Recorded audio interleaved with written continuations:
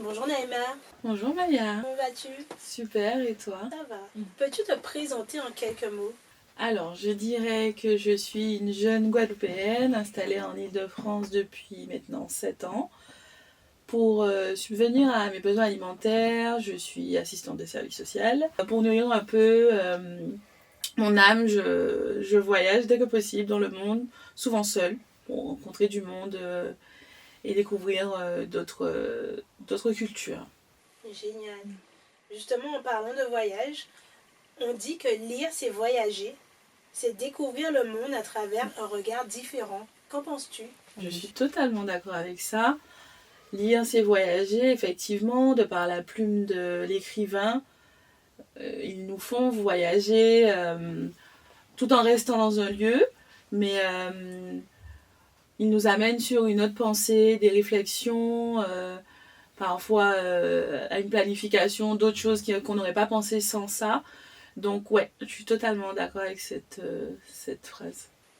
Et quel est ton rapport à la lecture? C'est quelque chose de nécessaire que tu prends le temps de faire ou que tu aimerais faire plus souvent, justement? Alors, je dirais que je ne suis pas une grande lectrice. Je lisais pas mal quand j'étais plus jeune. Ensuite, je me suis laissée happer par autre chose, mais là, je suis en train de me réconcilier avec la lecture. J'ai fini par comprendre que je ne dois pas voir ça comme quelque chose de barbant, mais vraiment prendre le temps de lire ce qui m'intéresse, ce qui m'inspire, ce qui me fait sens, ce qui me parle. Donc, je reprends tout doucement, oui. C'est génial.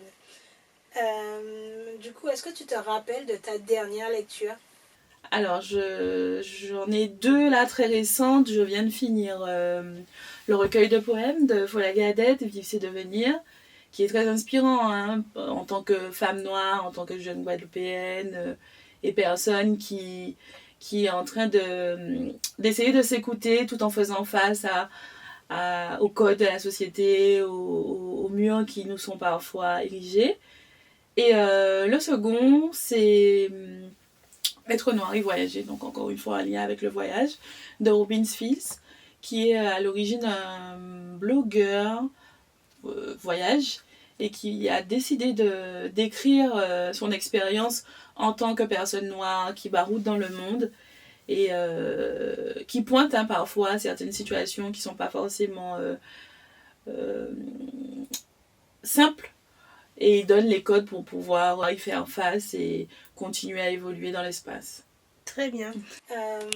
Quel est ton support préféré? Que tu sois en voyage ou chez toi? Pour moi, rien ne vaut un bon livre papier. Non seulement parce que ça peut être pratique de pouvoir se déplacer avec, de l'avoir entre les mains, de sentir l'odeur des pages, pouvoir le parcourir, marquer, stabiloter. J'ai essayé les livres numériques, mais ça ne m'a pas forcément captivée, donc le livre papier. Ok. Au cours d'un voyage, si tu devais recommander un livre qui raconte les Antilles, lequel recommanderais-tu?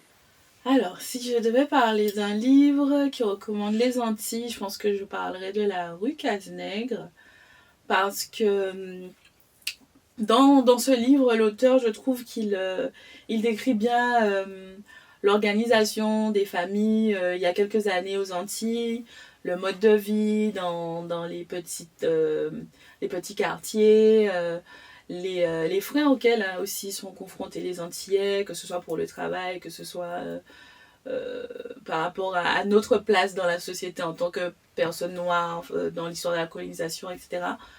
Donc ouais, je pense que ça peut être un livre à conseiller pour que les personnes puissent au moins connaître un peu l'essence de notre histoire. C'est un très beau livre, je confirme. Ok, du coup, petite question bonus. Ouais. J'ai un petit sac à côté Ouais. dans lequel il y a deux thématiques. On peut rester sur la thématique voyage ou les femmes badass. Je pourrais choisir la simplicité et rester sur le voyage, mais le thème femme badass, c'est un thème qui me parle. Donc je suis curieuse de savoir ce que tu vas me proposer. Ok. Alors, celui-là, le premier, Ok, merci. de Marie Scondé, D'accord. dans lequel elle raconte justement sans phare sa vie de femme antillaise, libre et orgueilleuse, luttant faroucheusement pour son désir entre son devoir de mère et sa propre réalisation en tant que femme. Ok. Première thématique. Bien. Le second livre que je te propose, Merci. L'année du oui de Shonda Rhimes. C'est l'histoire d'une jeune femme, mère de 3 enfants, productrice de séries télé à succès, qui dit « Je dis oui à tout ce qui me fait peur, oui à tout ce qui me sort de ma zone de confort, oui à tout ce qui peut me paraître fou, oui à tout ce qui paraît contraire à ma nature, oui à tout ce qui me semble absurde, oui à tout. » Lequel choisirais-tu et pourquoi? Alors, les deux me paraissent très intéressants. Ce sont des thèmes qui parlent, mais je partirais plutôt sur celui de l'année du oui. Parce que personnellement, on est souvent confronté à ces freins,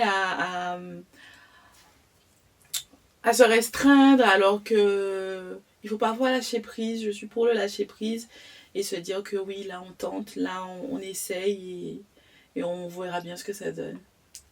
Ok, très bien. Qui aimerais-tu retrouver sur la page Maya Coffee? Alors, je pense à une jeune Martiniquaise qui s'appelle Floriane Luce. Sur Instagram, elle s'appelle Curly Salty Travel. À l'origine, c'est une blogueuse voyage, mais qui aussi s'est tournée vers l'écriture. Elle a sorti des carnets d'écriture et de lecture en créole, guadeloupéen, martiniquais, antillais. Je trouve ces formats intéressants parce que je trouve ça assez innovateur de pouvoir connaître la langue, développer un peu son sens de la connaissance des langues des Antilles. Et je pense qu'elle a d'autres choses sur le feu qui pourraient être intéressantes d'être parlées ici avec toi. Ok. Du coup, le mot de la fin pour Maya Coffee et éventuellement pour ceux qui nous écoutent. Ouais, mais le mot de la fin, merci à toi Maya de me recevoir. C'est un plaisir, merci pour le travail que tu entreprends autour des livres. Bon, les jeunes, souvent, on est peut-être parfois éloignés de la littérature, alors que ces recommandations que tu fais permettent de se rallier un peu, d'avoir déjà un préavis et de vouloir aller plus loin. Donc merci pour ça. J'ai aussi pas mal pu sélectionner des recommandations que tu as fait pour les enfants, pour des cadeaux. Donc je souhaite longue vie à Maya Coffee. Merci.